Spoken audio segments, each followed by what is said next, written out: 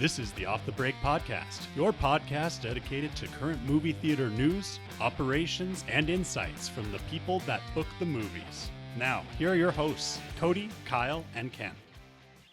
All right, and we're back for a brand new Off the Break edition, the Superb Owl Podcast, because we can't say super bowels. Oh, no? Oh. Well, it's trademarked. You can't say that. Yeah, it's the Big Game Podcast, okay? Okay. The You big got it. game. The Big Game. Kansas City versus Philadelphia. Not any specific part of Kansas City. Nope. Football, also a generic term in most parts of the world. It could mean one of two sports. Yeah. No, we're getting into that. We're getting excited because Super Bowl is now also the trailer release time. Woo! Woo! I know. We're going to get... For the big summer titles. For the big summer titles. Mhm. We're going to see... It literally kicks off the excitement for those summer titles. You were so punny, Cody.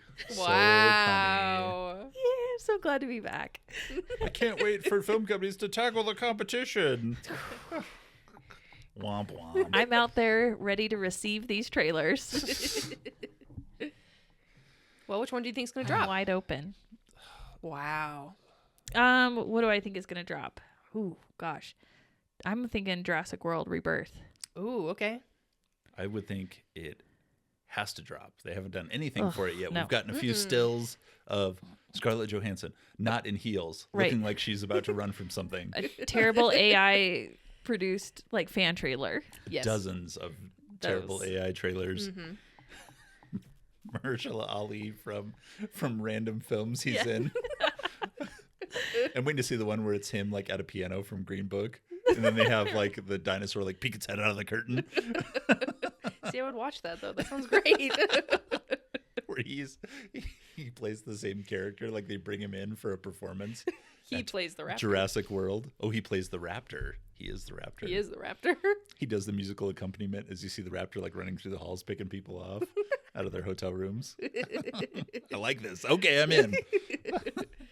Okay, so Jurassic World Rebirth. What else? Superman's, Disney Superman's titles? going to do something. Yeah. Probably a Superman. A Lilo and Stitch would be fun. That would Ooh. be fun.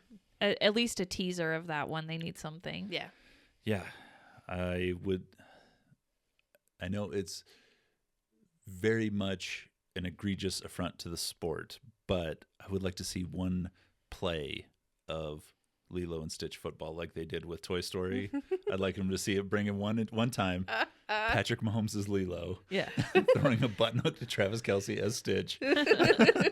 Hey, man. Let's AI we it can hope. for one play. Let's get excited. Let's get excited. I think we're even going to see Netflix trailers for films not coming out in theaters. I bet Netflix Oh. will debut one of theirs. And I know these ads are so expensive. They said the most expensive ones are going for $8 million this year, which is insane. Yeah. But Yeah. I would think that whatever network has the Super Bowl would do ads that benefited them in some way. Only. Mm-hmm. Just hoard them like the horrible corporate conglomerates that they are. Just say, guess what? Doritos? Oh, we own Dorito stock. That's fine. Bud Light? I don't think so. I think we're a Coors Light kind of business. I miss those commercials. I feel like they've kind of gone downhill. For me, at least. I saw an article. I think this year's Bud Light commercial will be good. Oh, okay. Yeah. I'm sure we'll have a Shane Gillis commercial because he's been out there for He's Bud going to Light. do the Bud Light So it'll one. be fun, yeah. That's why I think it's The going to be Notre good. Dame one for the national championship was great. It was so good. But we're getting out of the Super Bowl and now talking about Oh, did you guys think of any other trailers? I think we kind of hit the big No? ones. Maybe Fantastic Four? That's kind of the other bigger one, or is that a I little think late they're on? going to go with Lilo and Stitch. I think so, too. Fantastic Four, number 5, with a completely different cast. Yeah. Yet again. Who are the young, hot people in Hollywood? Let's turn them into flames or a giant rock creature so we don't actually see their faces. What? Yes, we have an article that Kyle found, the IndieWire predictions for our industry in 2025. And what'd you guys think of this article? Well, I thought some of the predictions were predictions that we have every year, such as the studio buying Lionsgate. Lionsgate's been for sale for years. They have trimmed staff. They have, positioned themselves to be sold, and nobody has bought it. So I think it's easy to be like, I think this studio's for sale this year again. Like, oh wow, same as every year. Okay. Will it actually happen this year though? Has anything changed? No, that I would don't make think that happen. I don't think anybody's going to be buying other studios this year. I don't see any barely any mergers or acquisitions happening. And then again, excitement about Amazon and Netflix that they have in here. Oh, Amazon, who promised us 12 releases a year. Yeah, and we've gotten some Amazon releases, but the product's been mid-grade, and there hasn't been a lot. As big as Amazon is, there hasn't been a lot of marketing done to it. So the performance of those films have not been great. The cannibalization of their advertising dollars, they're paying themselves to advertise on Prime. Yeah. They're paying themselves to advertise on your phone when you're shopping.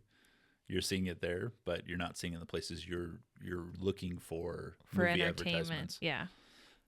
Which is tough. And then as far as Netflix, they have just come out and said that they're never going to go theatrical. And so I don't know why any publication suggests that their film division is going to have theatrical releases, because they don't care about theatrical. As long as they would do anything, I think, to hurt theatrical. As long as King Shithead's there, it's going to be like this forever. Yeah.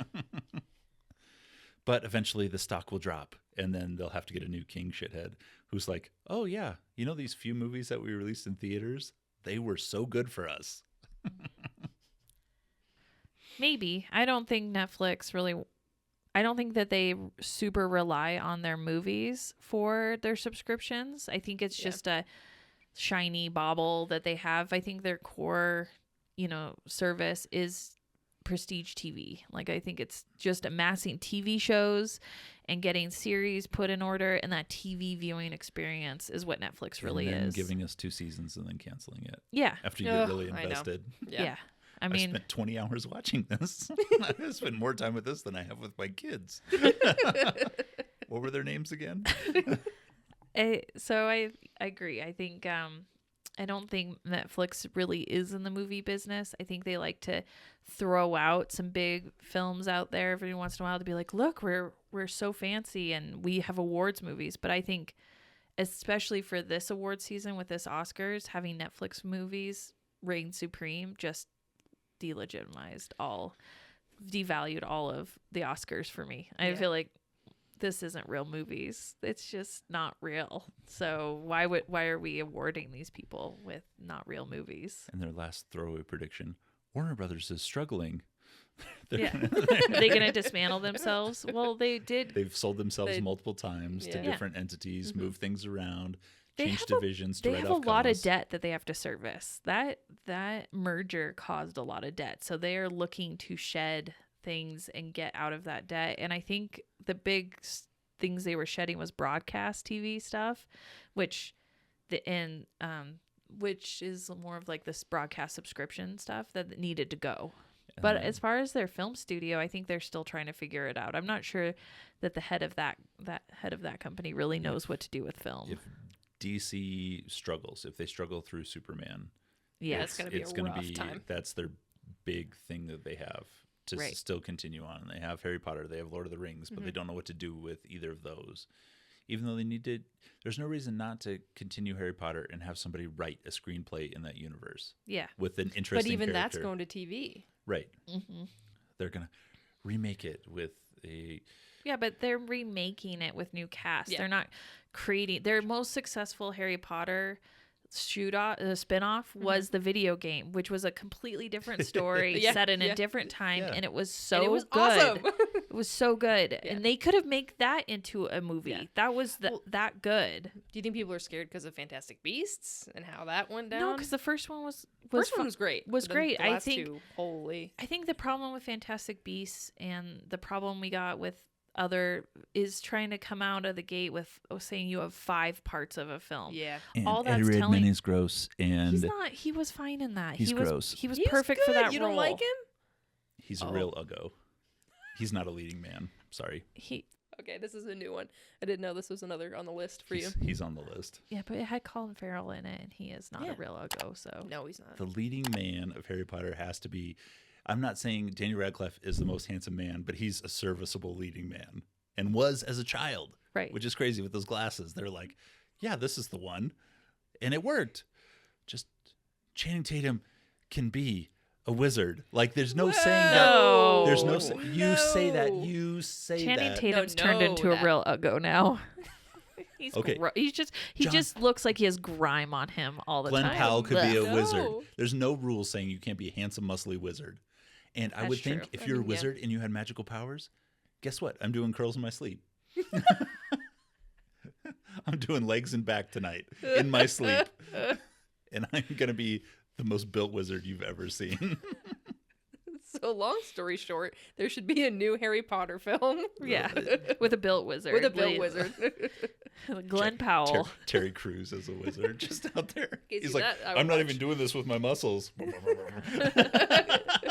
This is mean all with magic. his wand? Yeah. Oh, had to. Cody.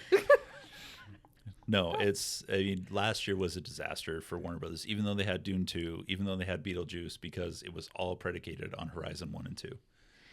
There was that. There It was was a that. It just disaster. I don't think the impression I got from having booked films for Warner Brothers all through in the past to this new administration is that this new group of people do not know how to market it. And Warner's used to be so good at marketing. They used to be the best. And they were easy to work with, and we would always take a Warner's title because it would always attain a certain level because they marketed so well. And now that's all gone away. And I think we're seeing the results of that, is that they didn't put as much emphasis on the marketing, and it's hurting now. Also, betting your summer on a summer that was preset with Inside Out and Despicable Me and Twisters and Deadpool with two 70-year-old Kevin Costner Westerns Yeah. was not the way to go. No. These were perfect fall movies to be set there. Yeah. They were absolutely perfect. You know, I'll even say it. Like, Beetlejuice performed well if you put it in the big mix. If you put it in one of these holidays where there's other big movies, it might have even been bigger in July. I it disagree. might have been bigger in July. No, there was too much Beetlejuice competition. in July? No way. You needed it around the Halloween time, and I think it was perfectly positioned because it played through from September through to Halloween. That was the only smart decision they had all year was that putting that film there, and it was good. It was And it was serviceable good. for that. I think if you did it 6 weeks sooner, it would have 6 weeks more legs. No, Could have played 18 weeks at multiplexes. Come on, Warners. no, I think Deadpool was too early in that time. You needed Deadpool legs to run out, and then bam, you had a PG-13 Beetlejuice sitting right there. That was perfectly timed. Well, you could be right. You could be wrong. We'll never know. We'll never know, but I feel like you feel like you were very right on this week's popcorn bucket pick. I was. Yes. This is the only reason I'm here on this podcast is to talk The about only this film. reason? Yeah, Not it was your idea to start like the podcast. 300 in gen- episodes ago. No, I'm here. I'm here now for the movies I like. Well, there's 3 in there you won't like that we're gonna pick today. I know. It was the last hurrah for me. But what a great hurrah to end on. It's so good. We got to watch Big Trouble in Little China, and I just love this movie. It is one of the few movies from my childhood that I've seen multiple times. I'm not a rewatcher. I don't rewatch movies after they come out. I don't rewatch TV shows. Years have to go by, and I have to literally forget everything that happened for me to want to rewatch it again. But this movie, I remember everything in it, and I love it, and I was so excited, and I was there for it. It's so cheesy. It does not look like a movie I would normally like, but It so absolutely good. looks like a movie you would like. I saw you squeal during Teenage Mutant Ninja Turtles #1. You look like Wallace when he found cheese. So I think in talking with Ken and Kyle about why I enjoy this movie so much, and I dare say I think it might have just overtaken Star Wars Return of the Jedi as my #1 favorite movie ever. Whoa. There's so many elements of it that just hold up so good. It's got Kurt Russell as the main lead, and he is I have amazing. to phrase of course. this. There are hundreds of thousands, if not millions of films out there. This is... These are my top favorites. No, and that's understood. And out of the billions of people that exist, there's probably like 3 of you that would say this, that this is your... My dad agrees, by the way. Yeah, see, I'm not alone. Yeah, no, you got lucky. Not alone. You got lucky that there's... we found 2, so there's 1 guy out there left. All right, but these are the reasons why. Okay.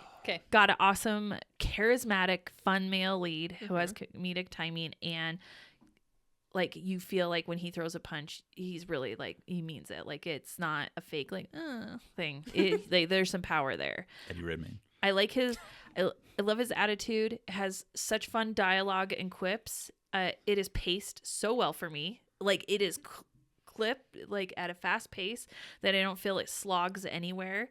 It has supernatural elements and a world building there that is just beneath the surface that you could investigate more. Love your world building. Has a little bit of romance. You know, he's not afraid to kiss his girl and get some.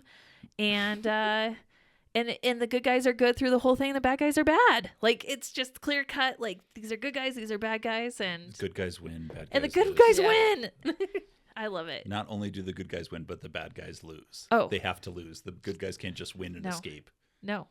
They have to lose. They have to pay. They do lose. He finally gets his flesh in his body, and then he gets taken out with a knife to the forehead. It's awesome. Kurt Russell.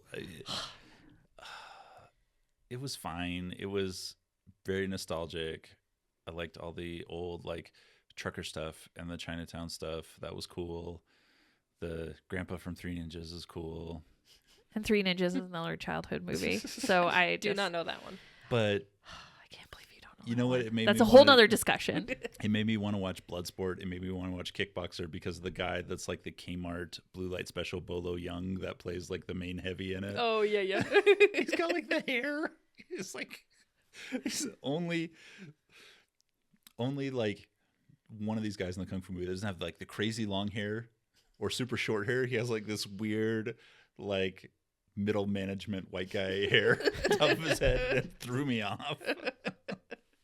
But he's just the generic Bolo Young because they probably couldn't get Bolo Young. So disappointing. So I hope we pull Ken Bloodsport couldn't from remember the bucket. first part of it, and I'm like, and then he's gonna like, he's on the wheelchair, and it goes down the ramp, and then he gets to the well, and it's like, what is a well doing here? But you don't question why the well is there, and then he like strong arms himself back up in this old timey wheelchair, and it kicks it back, and Ken's like, I don't remember any of this. I'm like, how do you not remember How do you this? not? Come on. Kicks it back just to make sure it goes down the well, because if you found a well, you wouldn't put something down it. You wouldn't throw something down the well. I remember the part where they introduce the super duper bad guys in the alley. I remember the part at the very end with all the neon and the dance fighting. Oh, yes. They have neon. Yes. I had to remark they had neon in their dungeon. How awesome is that? How 80s is that? Neon in the dungeon. How 80s is that? Elevator takes you down, and it's an escalator, and I love an escalator. Escalator, neon. Love an I escalator. love an escalator. I do. Who doesn't go to a shopping mall or an airport and is like, I am definitely taking the escalator? No, you just take the escalator. It's awesome. like, I have to take a bus to go to this place. I'm going to take the bus. I have to walk over there. I'm going to walk over there. It's not a consideration. really a choice. Nobody Nobody's like, hops on it and "Wee." is like, wee. I do But in my you mind. You are so exciting. Alyssa, what are your thoughts on this movie? No, I think it's a nostalgic one for me because my dad's on the same level as you. I was talking to him about our whole popcorn bucket routine, and Big Trouble in Little China was his #1 pick. He said that's what I would put in there. It's just fun action. It's just like a fun time, you know? And it's always nice to kind of watch one of those. They're not usually my bread and butter, but that one just has a fun place. On the 'cause front of his he truck, loved it. he has the haulin' ass logo, like metal plate. I just love it. Like, there's so many little things. Haulin' ass. So many little things. Yeah.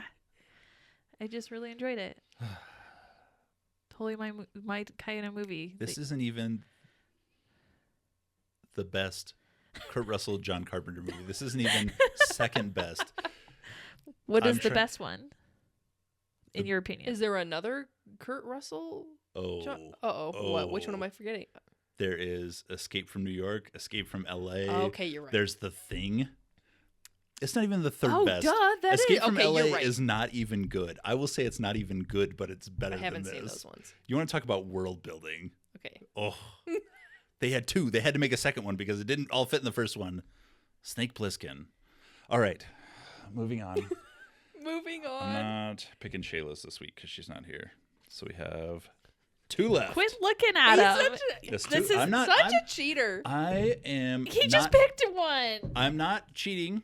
I'm gonna let Cody decide. Oh, so there's only 2 left? There's 2 left. Shayla's is in Oh, there, okay, but I'm yeah, not we picking can't. it this Yeah, week. yeah. Oh, man. What is this? Ooh, it's mine because it's sealed up. Oh, It is. no. It's Bloodsport. Life Aquatic with Steve Zissou. What? I do know this is one of the ones you like. I don't know what that is. Bill Murray, Willem Dafoe, Okay, okay. a jaguar shark. I am so ready for this. Yes. Oh, God. Yay!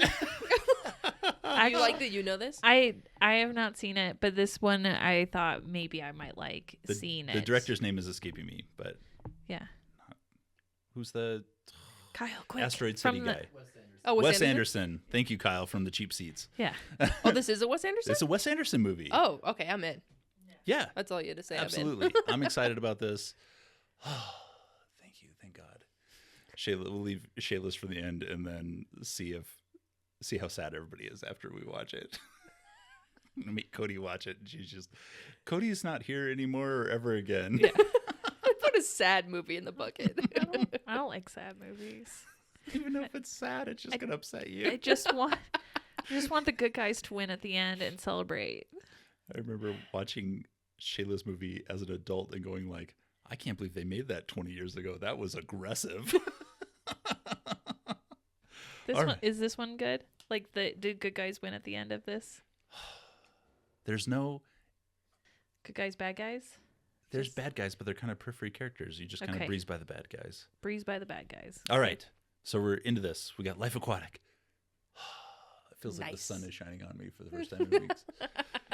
On that note, we'll be ready for Super Bowl next week. And I think we're getting close to our Off the Break Podcast Awards, our gala, Oh. to find out who I'm going to award this year and why everybody else hates my awards. On that note, bye, everybody. Bye. Bye.